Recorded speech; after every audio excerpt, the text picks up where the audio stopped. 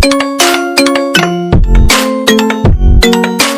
दोस्तों, तो स्वागत है आपके मेरे YouTube चैनल RK लर्निंग पर, जहां आज मैं आपको बताऊंगा ये जो बॉक्स के हमारे प्रश्न हैं इनके सभी के आंसर। तो फ्रेंड्स, हमारे जो चैप्टर था वो साइंस का चैप्टर फर्स्ट चल रहा था, वो मतलब पूरा कंप्लीट हो चुका था। तो मैंने आपको बोला था कि जो ये बुक के प्रश्न है ये आपको खुद ढूंढने हैं। ठीक है फ्रेंड्स, तो मैं आपको ये अब इन जितने भी प्रश्न हैं इन सभी के आंसर बताऊँगा। तो फ्रेंड्स, ये है हमारा बॉक्स नंबर 1।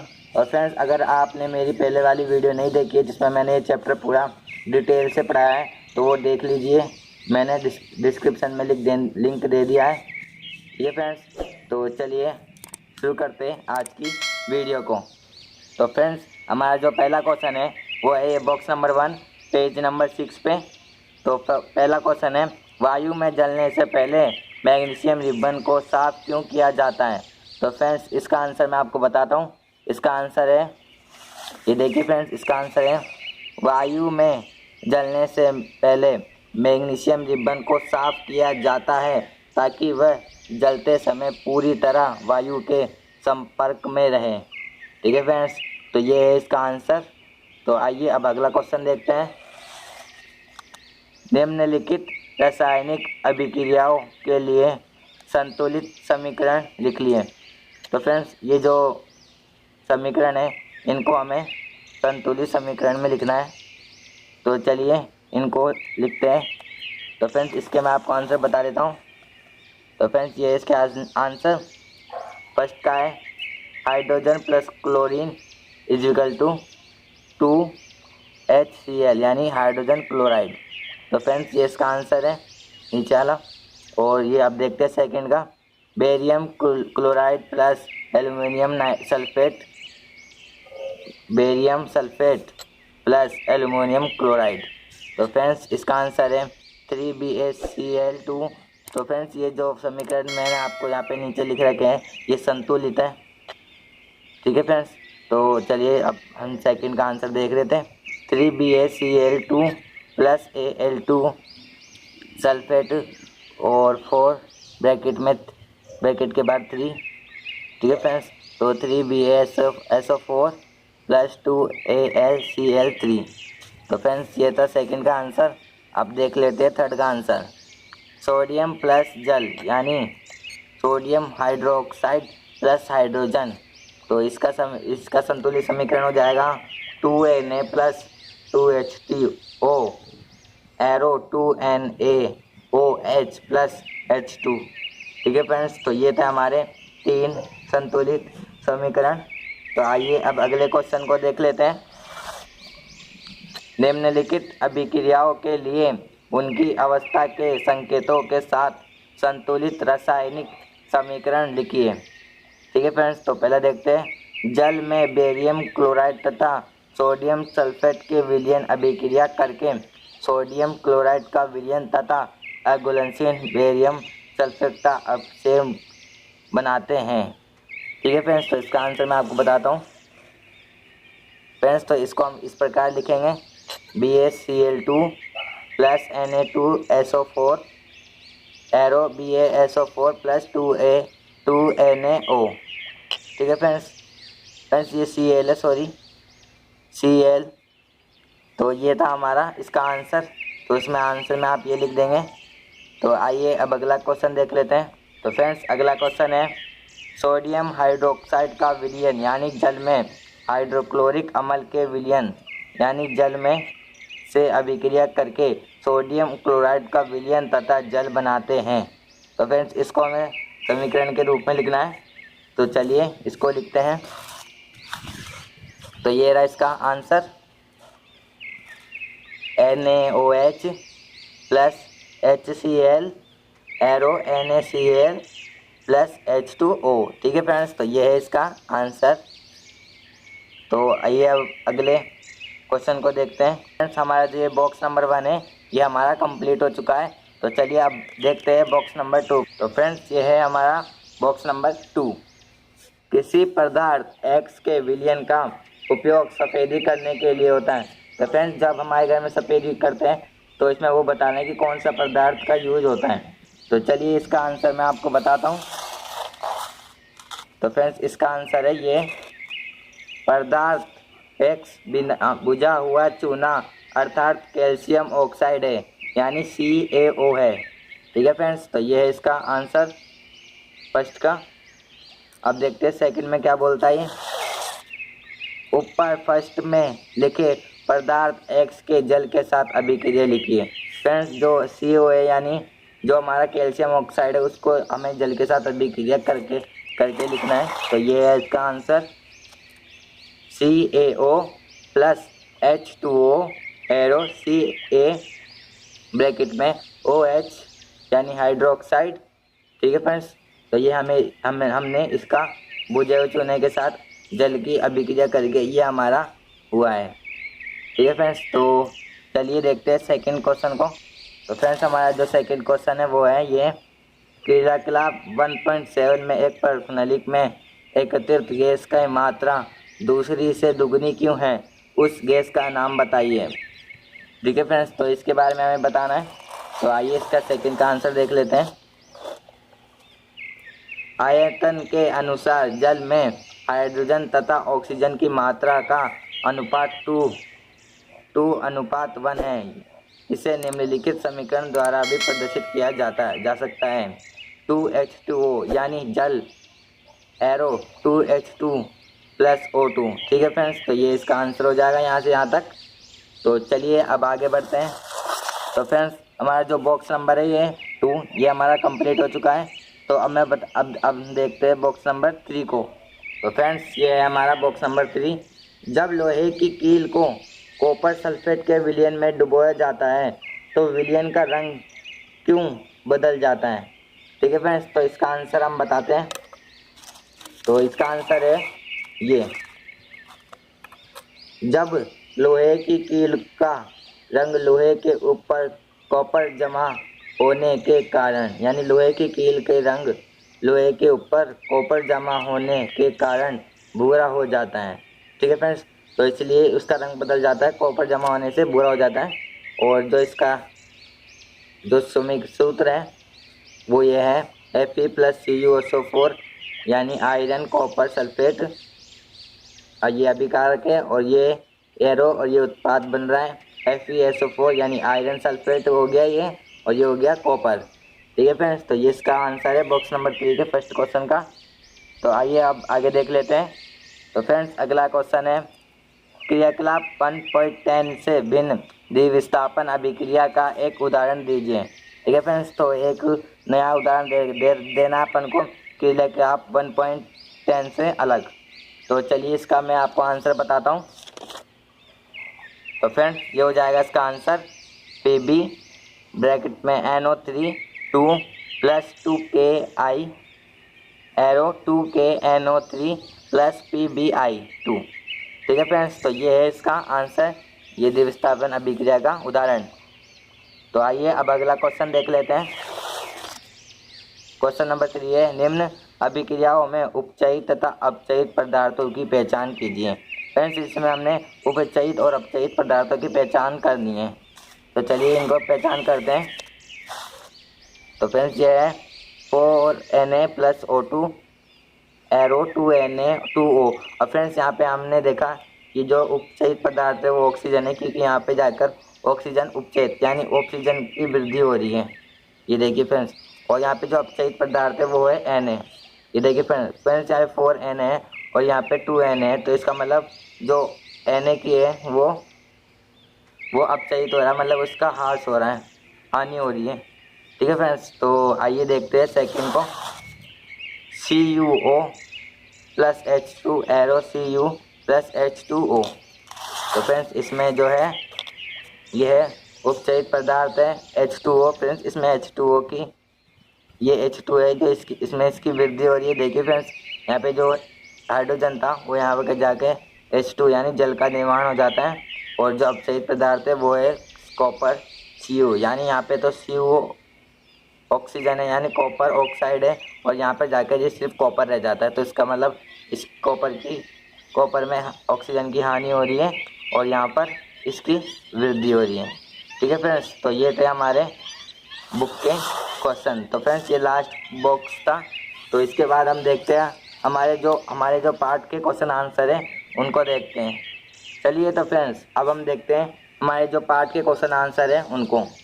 तो फ्रेंड्स पहला है, नीचे दी गई अभिक्रिया के संबंध में कौन सा कथन असत्य है। तो इसमें बताना कौन सा कथन असत्य है। तो ये 2PbO + C arrow 2Pb + CO2, ठीक है फ्रेंड्स, तो ये है। और इसमें क्या क्या ऑप्शन दे रखे देखते हैं। शीशा अपचयित हो रहा है, कार्बन डाइऑक्साइड उपचयित हो रहा है, कार्बन उपचयित हो रहा है, लेड ऑक्साइड उपचयित हो रहा है। तो फ्रेंड्स इसका आंसर मैं आपको बताता हूँ। तो इसका आंसर है ये, क्योंकि फ्रेंड्स इसमें जो असत्य है वो है ए और बी, ठीक है फ्रेंड्स। तो ये जो ए और बी है ये असत्य है और बाकी ये दोनों सही है। तो ये हमारा फर्स्ट का आंसर था। तो आइए सेकंड का देख लेते हैं। Fe2O3 + 2Al एरो में Al2O3 + 2Fe। ऊपर दी अभिक्रिया किस प्रकार की है। फ्रेंड्स इसमें आपको बताना कि ऊपर दी गई अभिक्रिया किस प्रकार की है। अब फ्रेंड्स यहाँ पे आपको देख के पता चल जाएगा कि किस प्रकार की अभिक्रिया है। फ्रेंड्स यहाँ पे देखिए ये जो FeO3 है, जो ये O3 तो यहाँ पे आ गया और Al के साथ यहाँ पे आ गया और Fe यहाँ पे आ गया। तो फ्रेंड्स यहाँ पे आपको दिख रहा होगा कि यहाँ पे ये विस्थापन हो रहा है, ठीक है फ्रेंड्स। तो इसका यहाँ पे हम डी वाले टिक कर देंगे, यानी ये विस्थापन अभिक्रिया है ये वाला, ठीक है फ्रेंड्स। तो ये वाला विस्थापन अभिक्रिया है। तो अब देखते हैं अगले क्वेश्चन को। तो दोस्तों अब देखते हैं हमारा थर्ड क्वेश्चन। लोहे चूर्ण पर तनु हाइड्रोक्लोरिक अम्ल डालने से क्या होता है। सही उत्तर पर निशान लगाइए। हाइड्रोजन गैस या आयरन क्लोराइड बनता है, क्लोरीन गैस एवं आयरन ऑक्साइड बनता है, कोई अभिक्रिया नहीं होती या आयरन लवण एवं जल बनता है। तो फ्रेंड्स इसका आंसर है हाइड्रोजन गैस एवं आयरन क्लोराइड बनता है, ठीक है फ्रेंड्स। जो लोहे का चूर्ण है उस पर जब हम तनु हाइड्रोक्लोरिक अम्ल डालेंगे तो हाइड्रोजन गैस और आयरन क्लोराइड बनेगा। तो इसका आंसर हो जाएगा ये ए वाला, ठीक है फ्रेंड्स। तो इसका आंसर ये हो जाएगा। तो आइए अब देख लेते हैं अगला क्वेश्चन। फ्रेंड्स इस वीडियो में आपको सभी क्वेश्चन आंसर बताऊंगा, ठीक है फ्रेंड्स, जितने भी है। तो देख लेते हैं अब फोर्थ, संतुलित रासायनिक समीकरण क्या है। रासायनिक समीकरण को संतुलित करना क्यों आवश्यक है। तो इसका आंसर है, तो फ्रेंड्स इसका आंसर मैं बताता हूँ आपको।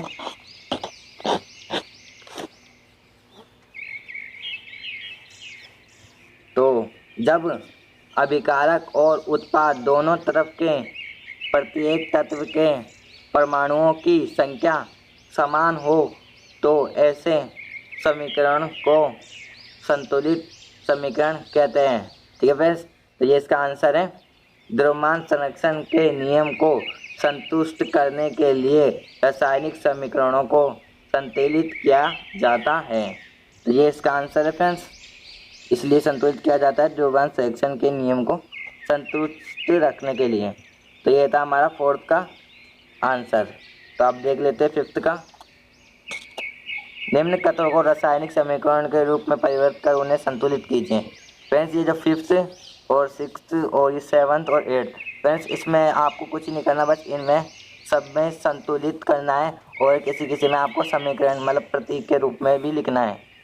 तो फ्रेंड्स ये जो जितने भी हैं इनके मैं बस आपको आंसर बताता हूँ। इनको जो संतुलित करना है वो मैंने लिंक दे दिया है डिस्क्रिप्शन में, तो वहाँ पे जाके आप देख लीजिएगा मेरी वीडियो, उसमें मैंने इनको अच्छी तरह संतुलित करना सिखाया है, ठीक है फ्रेंड्स। तो चलिए इनके हम आंसर देख लेते हैं।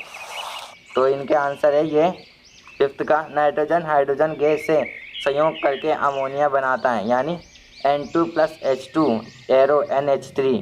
तो फ्रेंड्स ये संतुलित इस प्रकार हो जाएगा, N2 + 3H2 एरो 2NH3, ठीक है फ्रेंड्स। तो ये हो जाएगा इस प्रकार संतुलित। अब देख लेते हैं बी, हाइड्रोजन सल्फाइड गैस का वायु में दहन होने पर जल एवं सल्फर डाइऑक्साइड बनता है। तो इसका आंसर हो जाएगा H2S + O2 arrow H2O + BaSO2। तो फ्रेंड्स ये जो इसका है ये संतुलित है। अब इसको हम संतुलित करते हैं। 2H2S + 3O2 arrow 2H2O + 3 BaSO2। ठीक है फ्रेंड्स, तो ये इसका आंसर हो जाएगा। आगे देख लेते हैं अगला। तो अगला है एल्युमिनियम सल्फेट के साथ अभिक्रिया कर बेरियम क्लोराइड एल्युमिनियम क्लोराइड एवं बेरियम सल्फेट का अवशेष देता है। तो इसका आंसर हो जाएगा BaCl2 प्लस Al2 ब्रैकेट में सल्फेट 4 3 प्लस AlCl BaSO2। ठीक है फ्रेंड्स, तो ये असंतुलित है, तो इसे हमने संतुलित करके यहाँ पे लिख दिया है 3BaCl plus Al2 sulphate 3 arrow 2AlCl3 plus 3BaSO2। तो फ्रेंड्स ये था हमारा सी का आंसर। तो आगे देख लेते हैं हमारे अगले आंसर के लिए। तो फ्रेंड्स अगले आंसर को देख लेते हैं। तो फ्रेंड्स अगर आपने मेरी जो ये संतुलित करने वाली वीडियो है वो नहीं देखी है, अगर वो आप देख लेते तो आपको ये और भी अच्छे से समझ में आता। ठीक है फ्रेंड्स, तो आप वो वीडियो देखिए, मैं रिक्वेस्ट करूँगा। तो चलिए अब आंसर देख लेते हैं। पोटेशियम धातु जल के साथ अभिक्रिया करके पोटेशियम हाइड्रोक्साइड एवं हाइड्रोजन गैस देती है, यानी K+H2O एरो KOH, यानी पोटेशियम ऑक्सीजन और हाइड्रोजन प्लस H2। ठीक है फ्रेंड्स, तो ये हो गया संतुलित। यहाँ पे संतुलित करा हमने 2K+2H2O arrow 2KOH plus H2। तो ये हमने इसको संतुलित करके लिख दिया है। अब देख लेते हैं 6th क्वेश्चन। निम्न रासायनिक समीकरण को संतुलित कीजिए। तो फ्रेंड्स ये जो संतुलित करने के हैं ये ऐसे ही है संतुलित करते करते। ये कितने क्वेश्चन है फ्रेंड्स यहाँ पे, ये 8 तक ऐसे ही हमारे संतुलित करने के आएंगे, यहाँ तक 8 तक। फिर इसके बाद है जो हमारे क्वेश्चन आंसर है। तो चलिए हम इसको और भी अब जल्दी जल्दी देखते हैं। तो फर्स्ट का एक आंसर है ये HNO3 plus CaOH2 arrow CaNO3 bracket में 2 प्लस H2O। ठीक है फ्रेंड्स, तो ये देख लेते हैं इसका answer 2HNO3 plus CaOH2 arrow CaNO3 2 plus 2H2O। और फ्रेंड्स ये जो यहाँ पे निशान है ये लिक्विड का निशान होता है। ठीक है फ्रेंड्स, तो आइए अगला देख लेते हैं B. NaOH plus H2SO4 arrow Na2SO4 plus H2O। तो इसका आंसर हो जाएगा। और फ्रेंड्स यहाँ पे जो है ये इसको हमने ये जो लिखा हुआ है इसको हमने संतुलित करके यहाँ पे लिखा है। ठीक है फ्रेंड्स, तो आइए देखते हैं 2NaOH plus H2SO4 arrow Na2SO4 plus 2H2O और यहाँ पे ये हो गया लिक्विड। अब देख लेते हैं अगला NaCl plus AgNO3 arrow AgCl plus NaNO3। Friends यहाँ पे जो ये समीकरण है ये पहले से ही संतुलित है, तो यहाँ पे हमने इसका आंसर लिख दिया है, ये समीकरण संतुलित है। तो अगला देख लेते हैं BaCl2 plus H2SO4 arrow BaSO4 plus HCl। तो इसका आंसर हो जाएगा BaCl2 plus H2SO4 arrow BaSO4 plus 2HCl। तो फ्रेंड्स ये हो गया इसका आंसर, ये संतुलित है। ठीक है फ्रेंड्स, तो चलिए आगे देख लेते हैं क्वेश्चन। तो फ्रेंड्स अगला है हमारा 7th। निम्न अभिक्रियाओं के लिए संतुलित रासायनिक समीकरण लिखिए।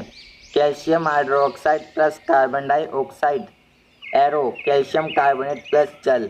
तो ये इसका आ जाएगा समीकरण, संतुलित समीकरण CaOH2 plus CO2 arrow CaCO3 plus H2O।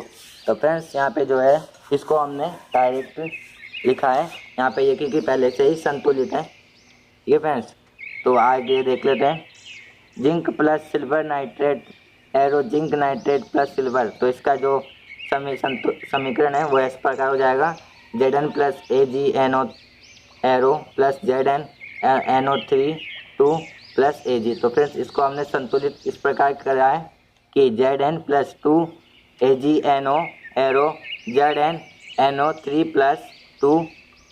तो फ्रेंड्स NO3 2 प्लस 2Ag। तो ये हो गया संतुलित इस प्रकार। अब देख लेते हैं अगला aluminium plus copper chloride arrow aluminium chloride plus copper. तो इसका जो उत्तर है वो देख लेते हैं। Al plus CuCl2 arrow AlCl3 plus Cu।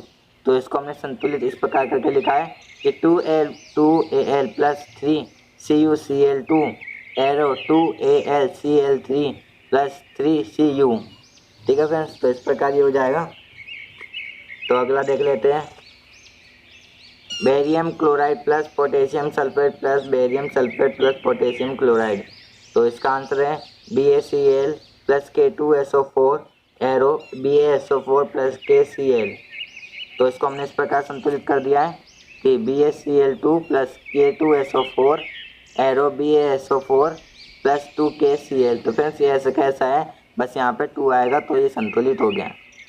ठीक है फ्रेंड्स, तो अगला देख लेते हैं हमारा। निम्न अभिक्रियाओं के लिए संतुलित रासायनिक समीकरण लिखिए एवं प्रत्येक अभिक्रिया का प्रकार भी बताइए। तो आगे देख लेते हैं अगला क्वेश्चन। तो फ्रेंड्स देख लेते हैं हमारा क्वेश्चन नंबर 8 का first question. Potassium bromide plus barium iodide potassium iodide arrow potassium iodide plus barium bromide. तो इसका जो समीकरण है वो इस प्रकार हो जाएगा KBr प्लस BaI2 एरो, यहाँ पे 2 है। ठीक है फ्रेंड्स, तो एरो KI प्लस BaBr और इसको हमने इस प्रकार संतुलित कराया कि 2KBr plus BaI arrow 2KI plus BaBr। तो फ्रेंड्स हमने इस प्रकार इसको संतुलित कर दिया है। और फ्रेंड्स क्वेश्चन में जब हम पूछा तो ये भी बताना था कि कौन सी अभिक्रिया है, तो इसका नाम है द्विविस्थापन अभिक्रिया। ये फ्रेंड्स यहाँ पे डबल बार 2 बार विस्थापन हो रहा है, यहाँ पे भी यहाँ पे भी और यहाँ पे भी। तो आगे देख लेते हैं अगला question. Zinc carbonate arrow zinc oxide plus carbon dioxide. और फ्रेंड्स यहाँ पे आपको जब पता लग रहा होगा कि ये कौन सी अभिक्रिया है, ये आपको साफ साफ दिख रहा होगा, ये वियोजन अभिक्रिया है। ठीक है फ्रेंड्स, यहाँ पे देखिए ये टूट रहा है। आपने मेरी पहले वीडियो देखी है तो आपको पता होगा ये वियोजन अभिक्रिया है। तो देख लेते हैं अब इसका आंसर। ZnOCO3 यानी solid arrow ZnO plus CO2 gas. तो ये फ्रेंड्स ये जो हमारा ये समीकरण है ये पहले से ही संतुलित है, तो इसलिए हमें इसको संतुलित नहीं करा। और ये जो है ये वियोजन अभिक्रिया है। तो आइए अब अगला देख लेते हैं। हाइड्रोजन प्लस क्लोरीन यानी फ्रेंड्स ये दोनों गैसें हैं। एरो हाइड्रोजन क्लोराइड यानी ये गैस है। तो फ्रेंड्स ये दोनों गैस मिलकर ये गैस हाइड्रोजन क्लोराइड बना रही है। तो फ्रेंड्स ये बताओ आप मेरे को कौन सी अभिक्रिया है, जल्दी कमेंट में जल्दी बताइए। तो ये जो अभिक्रिया है ये है संयोजन अभिक्रिया। तो यहाँ पे देखिए ये जो है संयोजन अभिक्रिया वियोजन अभिक्रिया के विपरीत कार्य करती है। तो यहाँ पे जो है यहाँ पे ये अभिकारक अभिकारक से 2 या 2 से अधिक कारक से मिलकर एक उत्पाद बनता है। और जो वियोजन अभिक्रिया में जो एक अभिकारक से टूट कर बहुत सारे उत्पाद बनते हैं। ठीक है फ्रेंड्स, तो ये है हमारा था सी का। अब देख लेते हैं आगे समीकरण H2 plus Cl2 arrow 2HCl। तो फ्रेंड्स ये जो है समीकरण है हमारा पहले से ही संतुलित है, ये हमारा पहले से ही संतुलित है, तो इसलिए हमें इसको दोबारा नहीं करा। तो आगे देखते हैं। मैग्नीशियम प्लस हाइड्रोक्लोरिक कमल arrow magnesium chloride plus hydrogen. तो इसका आंसर हो जाएगा Mg plus HCl arrow MgCl plus H2। और ये फ्रेंड्स हमने इस प्रकार इसको संतुलित कराएगी Mg plus 2HCl arrow MgCl2 plus H2। Friends यहाँ पे हमने क्या करा, जो यहाँ पे ऐसे कैसे लिखा है बस यहाँ पे 2 लिख दिया तो ये संतुलित हो गया। और फ्रेंड्स ये जो अभिक्रिया है ये है विस्थापन अभिक्रिया है। और फ्रेंड्स जो प्रतिबुद्ध विस्थापन अभिक्रिया है इसमें सिर्फ एक जगह ही विस्थापन हो रहा है। ठीक है फ्रेंड्स, तो चलिए आगे देखते हैं हमारा अगला क्वेश्चन को। तो फ्रेंड्स अगला जो हमारा क्वेश्चन है क्वेश्चन 9 ये वाला। ऊष्माक्षेपी एवं ऊष्माशोषी अभिक्रिया का क्या अर्थ है, उदाहरण दीजिए। और फ्रेंड्स इसको आपके नाम से पता लग रहा होगा, ऊष्माक्षेपी यानी ऊष्मा उत्पन्न करना। और फ्रेंड्स यहाँ पे ऊष्माशोषी यानी ऊष्मा को अवशोषित करना। तो चलिए अब इसका मैं आपको आंसर बताता हूँ। तो ये है इसका आंसर। ऊष्माक्षेपी वह अभिक्रिया है इसमें उत्पादों के बनाने पर ऊष्मा मुक्त होती है, ऊष्माक्षेपी अभिक्रियाएं कहलाती है। जैसे फ्रेंड्स यहाँ पे इसके उदाहरण भी देने हैं, तो ये इसके उदाहरण C+O2 यानी carbon oxygen plus carbon dioxide के साथ ऊष्मा भी उत्पन्न हो रही है। तो यहाँ पे ऊष्मा लिख दिया। तो यहाँ पे सेकेंड है, तो फ्रेंड्स ये देखिए 6CH12O6 plus 6CO2 plus 6H2O। तो ये सेकेंड इसका उदाहरण है। अब देख लेते हैं ऊष्माशोषी। वे अभिक्रियाएं जिसमें उत्पादों के बनाने पर ऊर्जा अवशोषित होती है ऊष्माशोषी कहलाती है। तो फ्रेंड्स इसको आपको ज़्यादा मुश्किल नहीं होगा याद करने में। इसका बस जो लास्ट का वर्ड है याद रखना, शोषी और शेपी। शेपी यानी उत्पन्न करना और शोषी यानी शोषित अवशोषित करना।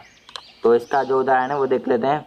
उदाहरण है FeSO4 arrow Fe2O3 plus SO2 plus SO3। और फ्रेंड्स आपको इसके देखने से पता लग रहा है कि ये कौन सी अभिक्रिया है। तो फ्रेंड्स जल्दी मेरे को बताइए कौन सी अभिक्रिया है, जल्दी कमेंट में बताइए।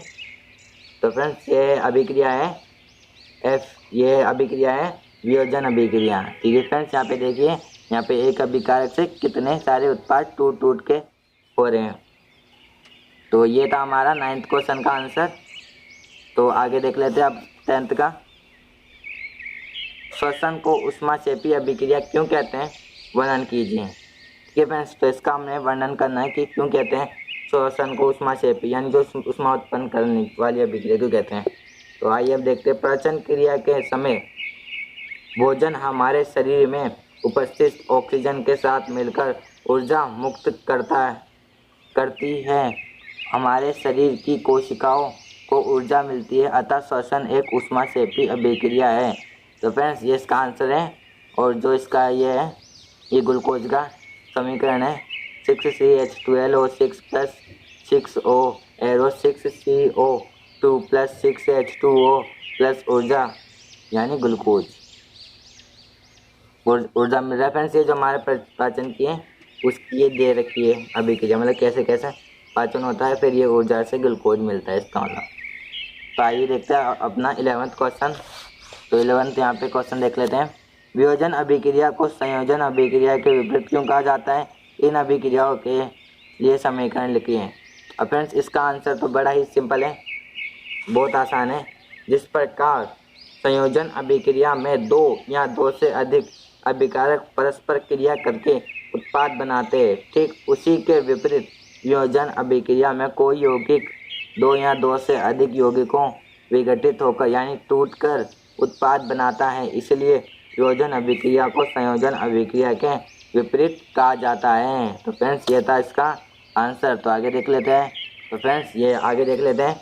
और फ्रेंड्स ये इसके उदाहरण भी है, संयोजन अभिक्रिया का उदाहरण है 2H2 plus O2 arrow 2H2O। और ये वियोजन अभिक्रिया का है 2H2O arrow 2H2O plus O2। Friends इसको ही हमने उल्टा करके लिख दिया है, जिससे ये वियोजन अभिक्रिया का उदाहरण हो गया और ये संयोजन अभिक्रिया का उदाहरण हो गया। तो आगे देख लेते हैं हमारा 12th क्वेश्चन। फ्रेंड्स मैं आपको यहाँ पे सभी क्वेश्चन के आंसर बताऊंगा सभी। तो आइए अब देखते हैं 12th का। उन वियोजन अभिक्रियाओं के एक एक समीकरण लिखिए जिनमें ऊष्मा, प्रकाश एवं विद्युत के रूप में ऊर्जा प्रदान की जाती है। तो हमारे जो फ्रेंड्स वियोजन अभिक्रिया वो 3 प्रकार की होती हैं। उसमें वियोजन है जिसमें पहले देख लेते हैं इसका उदाहरण CaCO3 यानी कैल्शियम कार्बोनेट गर्म करने पर CaO प्लस CO2। यहाँ पे फ्रेंड्स ये CO2 है, ये उड़ गई, ये देखिए यहाँ पे ये ऊष्मा उड़ रही है, तो ये हमारी इसमें वियोजन हो गई। और अब देख लेते हैं अगली प्रकाशीय वियोजन।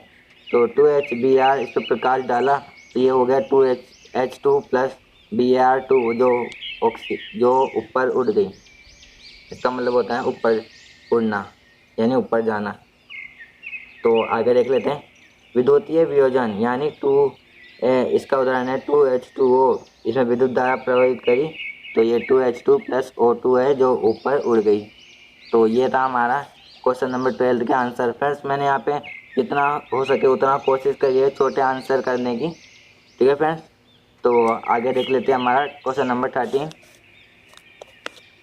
विस्थापन एवं द्विविस्थापन अभिक्रिया में क्या अंतर है, इन अभिक्रियाओं के समीकरण लिखिए। तो आइए देख लेते हैं। विस्थापन ऐसी रासायनिक अभिक्रिया जिनमें एक अभिकारक में उपस्थित परमाणु या परमाणु समूह दूसरे अभिकारक के परमाणु या परमाणु समूह द्वारा विस्थापित हो जाता है तो उसे हम विस्थापन अभिक्रिया कहते हैं। ठीक है फ्रेंड्स, तो ये इसका परिभाषा है। तो इसका उदाहरण देख लेते हैं। CuSO4 plus Zn arrow ZnSO4 plus Cu, तो ये इसका उदाहरण है। तो अब देख लेते हैं द्विविस्थापन अभिक्रिया।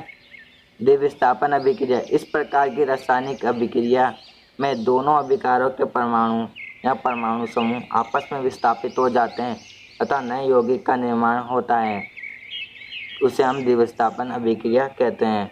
तो फ्रेंड्स, इसका जो ये है ये परिभाषा है। इसका उदाहरण देख लेते हैं। CuSO4 plus 2NaOH arrow CuOH2 plus Na2SO4। तो फ्रेंड्स, ये हो गया इसका उदाहरण। अब देख लेते हैं क्वेश्चन नंबर 14।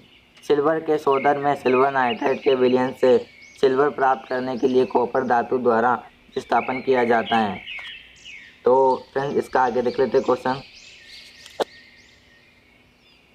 तो फ्रेंड्स, हमारा क्वेश्चन नंबर 14 कर रहा था यहाँ पे, सिल्वर के शोधन में सिल्वर नाइट्रेट के विलयन में सिल्वर प्राप्त करने के लिए कॉपर धातु द्वारा विस्थापन किया जाता है। इस प्रक्रिया के लिए अभिक्रिया लिखिए। तो फ्रेंड्स, इसके लिए हमें एक अभिक्रिया लिखनी है। तो आइए मैं इसका आपको आंसर बता देता हूँ। तो ये हो जाएगा इसका answer 2AgNO3 plus Cu arrow CuNO32 plus 2Ag, यानी silver nitrate plus copper arrow copper उत्पाद बने कॉपर नाइट्रेट प्लस सिल्वर। तो ये था इसका आंसर। अब देख लेते हैं क्वेश्चन नंबर 15। अवक्षेपण अभिक्रिया से आप क्या समझते हो, उदाहरण देकर समझाइए। तो फ्रेंड्स, आइए इसका आंसर देख लेते हैं। अवक्षेपण अभिक्रिया जब दो विलयनों को मिलाया जाता है तब इस अभिक्रिया से सफेद रंग का एक पदार्थ का निर्माण होता है जो कि जल में अविलय है, उसे हम अवक्षेपण कहते हैं। जिस अभिक्रिया में अवक्षेपण का निर्माण होता है उसे हम अवक्षेपण अभिक्रिया कहते हैं। ठीक है फ्रेंड्स, तो ये इसका परिभाषा है। अब आगे उदाहरण देख लेते हैं। Na2SO4 plus BaCl2 arrow BaSO4 plus 2NaCl। तो फ्रेंड्स, ये था इसका उदाहरण। ठीक है फ्रेंड्स, तो आगे देख लेते हैं अगला क्वेश्चन। तो फ्रेंड्स, आगे देख लेते हैं हमारा क्वेश्चन नंबर 16। ऑक्सीजन के योग या हार्स यानी हानि के आधार पर निम्न पदों की व्याख्या कीजिए। प्रत्येक के लिए दो उदाहरण दीजिए, उपचयन और अवचयन। फिर इसको हमें इनकी हमें व्याख्या करनी है और उदाहरण भी देने हैं दो। तो चलिए आइए देखते हैं इनका आंसर। तो इसका आंसर है उपचयन का। सबसे पहले किसी अभिक्रिया में पदार्थ का उपचयन तब होता है जब उसमें ऑक्सीजन की वृद्धि या हाइड्रोजन का ह्रास होता है, यानी हानि होती है। तो फ्रेंड्स, इसमें जो है इसमें ऐसी अभिक्रिया लिखनी है, हमें ऐसा उदाहरण लिखना है जिसमें ऑक्सीजन की वृद्धि हो रही हो और हाइड्रोजन की हानि। तो आइए आप देख लेते हैं इसका answer. 2Mg plus O2 arrow 2MgO। तो फ्रेंड्स, ये जो है ये आप बताइए मुझे कौन सी अभिक्रिया है। तो फ्रेंड्स, जल्दी बताइए कमेंट में। तो ये एक संयोजन अभिक्रिया है और इसमें जो है ऑक्सीजन की वृद्धि हो रही है। यहाँ पे देखिए, यहाँ पे ऑक्सीजन O2 है और यहाँ पे जाके ये हो गया मैग्नीशियम ऑक्साइड, इसके साथ मिलकर हो गया। तो ये यहाँ पे ऑक्सीजन की वृद्धि हो रही है। तो आगे देख लेते हैं। Cu plus H2 arrow CuH2O। तो फ्रेंड्स, यहाँ पे जो है यहाँ पे ऑक्सीजन में यहाँ पे जो ऑक्सीजन है वो यहाँ पे जाके यहाँ पे नहीं है, लेकिन फ्रेंड्स जो ऑक्सीजन है यहाँ पे है, मतलब यहाँ पे इसकी वृद्धि हो रही है ऑक्सीजन की और यहाँ पे हाइड्रोजन की हानि भी हो रही है।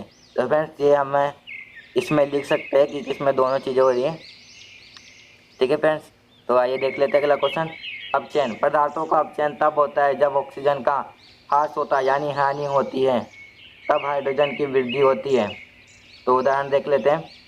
ZnO प्लस C यानी ऊष्मा देने पर Zn प्लस CO। तो ये इसका उदाहरण हो जाएगा। तो यहाँ पे ये क्या है, उपचयन का मतलब है हाइड्रोजन की वृद्धि होनी, यानी हाइड्रोजन की वृद्धि होती है। तो यहाँ पे ये देखिए, यहाँ पे ये इसका उदाहरण है। और यहाँ पे और देख लेते हैं। फ्रेंड्स, यहाँ पे हाइड्रोजन की वृद्धि जरूरी नहीं है, ऑक्सीजन की ह्रास भी हो रही है। तो यहाँ पे ये देखिए ZnO है और यहाँ पे Zn हो रही है, यानी यहाँ पे ऑक्सीजन की हानि हो रही है। तो आइए देख लेते हैं अब अगर दूसरा उदाहरण Cu+H2। Cu यहाँ पे नहीं है, Cua+H2O, यानी यहाँ पे ऑक्सीजन नहीं है, तो यहाँ पे ये ऑक्सीजन की हानि हो रही है। और यहाँ पे देखिए H2 और यहाँ पे H2O है, तो यहाँ पे हाइड्रोजन की वृद्धि हो रही है। तो फ्रेंड्स ये था हमारा क्वेश्चन नंबर 16। तो आगे देख लेते हैं क्वेश्चन नंबर 17।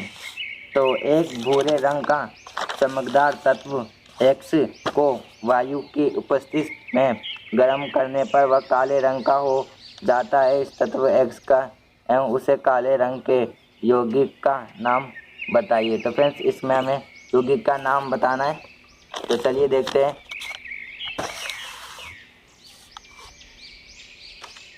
तो इसका आंसर है एक भूरे रंग का चमकदार तत्व X को वायु में उपस्थिति में गर्म करने पर वो काले रंग का हो जाता है। ठीक है फ्रेंड्स, वो काले रंग का हो जाता है। X नाम की कोई भूरे रंग का चमकदार तत्व है। इस तत्व को X एवं उसे काले रंग के यौगिक का नाम बताइए। तो आइए देखते हैं इसका हम कैसे निकालेंगे। तो फ्रेंड्स यहाँ पे X ले लिया, एक X के साथ ऑक्सीजन प्लस करें तो यहाँ पे काले रंग आया, यानी जो X है वो है तांबा यानी Cu कॉपर। तो वो होता है कि वो भी भूरा रंग का होता है और चमकदार तत्व होता है। तो उसको इस प्रकार हम लिखेंगे, यौगिक के नाम बताइए। तो यहाँ पे हमें इस प्रकार इसका अभिक्रिया लिखेंगे 2Cu यानी copper plus oxygen arrow 2Cu यानी कॉपर ऑक्साइड जो कि काले रंग का होता है। तो इस प्रकार ये इसका आंसर हो जाएगा। फ्रेंड्स बड़ा ही छोटा मैंने इसका आंसर करा है। तो आइए अब देख लेते हैं क्वेश्चन नंबर 18। लोहे की वस्तु को हम पेंट क्यों करते हैं? फ्रेंड्स आपने देखा होगा, हम इसे अपने बड़े से पूछ सकते हैं कि हम लोहे की वस्तु को पेंट क्यों करते हैं, तो वो आपको बताएंगे कि लोहे की वस्तु को पेंट इसलिए करते हैं क्योंकि लोहे की वस्तु को संरक्षण से बचाने के लिए पेंट करते हैं। पेंट वस्तु की सतह तथा हवा या नमी के बीच प्रत्येक संपर्क को समाप्त कर देता है। ठीक है फ्रेंड्स, तो इसलिए हम लोहे की वस्तु को पेंट करते हैं जंग से बचाने के लिए। लोहे में जो जंग लग जाता है उससे बचाने के लिए हम लोहे की वस्तु को पेंट करते हैं। तो आइए देख लेते हैं अब अगला क्वेश्चन नंबर 19। तेल या वसायुक्त खाद्य पदार्थों को नाइट्रोजन से प्रभावित क्यों किया जाता है? तो फ्रेंड्स यहाँ पे देखते हैं नाइट्रोजन क्यों डालते हैं तेल या वसायुक्त खाद्य पदार्थों को। तो यहाँ पे आइए इसका आंसर देखते हैं। तेल या वायु युक्त खाद्य पदार्थों को वायुरोधी बर्तन में रखने से उपचयन की गति धीमी हो जाती है, यानी जो उपचयन की गति है वो धीमी हो जाती है, यानी ऑक्सीजन की वृद्धि कम हो जाती है। इसलिए इन्हें नाइट्रोजन से प्रभावित किया जाता है, जिससे उसमें उपचयन ना हो सके। अब फ्रेंड्स यहाँ पे आपका एक और क्वेश्चन बनता है कि उनमें नाइट्रोजन गैस क्यों प्रभावित कर रहे हैं। ठीक है फ्रेंड्स, यहाँ पे उपचयन को क्यों रोका जा रहा है? तो फ्रेंड्स जो उपचयन है उसको इसलिए रोका जा रहा है ताकि जो हमारा खाद्य पदार्थ है वो जिसका स्वाद खराब ना हो या उसमें अजीब सी जो है दुर्गंध ना आए। ठीक है फ्रेंड्स, तो फ्रेंड्स अगला क्वेश्चन है निम्न पदों को वर्णन कीजिए तथा प्रत्येक का एक एक उदाहरण दीजिए। अब फ्रेंड्स ये 20 वाला क्वेश्चन है, ये मैं आपको बुक में ही बताता हूँ। इसका आंसर कहाँ पे मिलेगा? इसका जो आंसर है वो आपको यहाँ पे मिल जाएगा। जब कोई धातु या अपने आसपास अम्ल धातु के संपर्क में आती है तब ये संराशित होती है, और जो इस प्रक्रिया को संरक्षण कहते हैं। चांदी के ऊपर काली परत व तांबे के ऊपर हरी परत संरक्षण का उदाहरण है। संरक्षण के कारण ढांचे, फूल, लोहे की रेलिंग, जहां धातु विशेषकर लोहे से बनी वस्तुओं की बहुत सस्ती होती है। तो फ्रेंड्स यहाँ तक आप इसका आंसर लिख सकते हैं। और जो विस्तृत है उसका देख लेते हैं। वसायुक्त तत्व थैली खाद्य सामग्री लंबे समय तक रखा रह जाता है, तब उसका स्वाद या गंधा कैसे होती है? तो आइए इसका आंसर देखते हैं। उपचयित होने पर तेल या वसायुक्त गर्दित हो जाते हैं तथा उसके स्वाद या गंध बदल जाते हैं। प्रायः तेल या वसायुक्त खाद्य सामग्री में उपचयन रोकने वाले पदार्थों को मिलाया जाता है। तो फिर जहाँ तक आप इसका आंसर लिख देगा और जो उदाहरण है उसमें ये लिखिएगा कि जो चिप्स बनाने वाले चिप्स की थैली में से ऑक्सीजन हटाकर नाइट्रोजन जैसे गैस कम सक्रिय गैस युक्त कर देते हैं ताकि चिप्स का उपचयन ना हो सके। तो फ्रेंड्स जो हमारे क्वेश्चन थे वो 20 क्वेश्चन थे। फ्रेंड्स यहाँ पे देखिए, यहाँ पे 20 क्वेश्चन है। तो फ्रेंड्स मैंने आपको यहाँ पे पूरा जो हमारा फर्स्ट चैप्टर है वो पूरा अच्छी तरह पढ़ा भी दिया है। और समझा भी दिया और उसके सारे कौन सा आंसर भी बता दिए।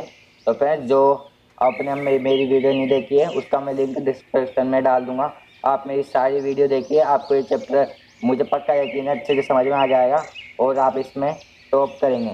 ठीक है फ्रेंड्स, तो ये आपको अच्छी तरह याद हो जाएगा। तो चलिए अब मेरे चलने का, तो thank you for watching my channel.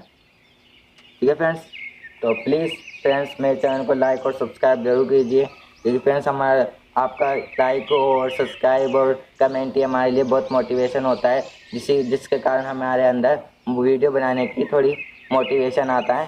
तो इसलिए हमारे वीडियो को सब्सक्राइब और चैनल को सब्सक्राइब और वीडियो को लाइक ज़रूर करें।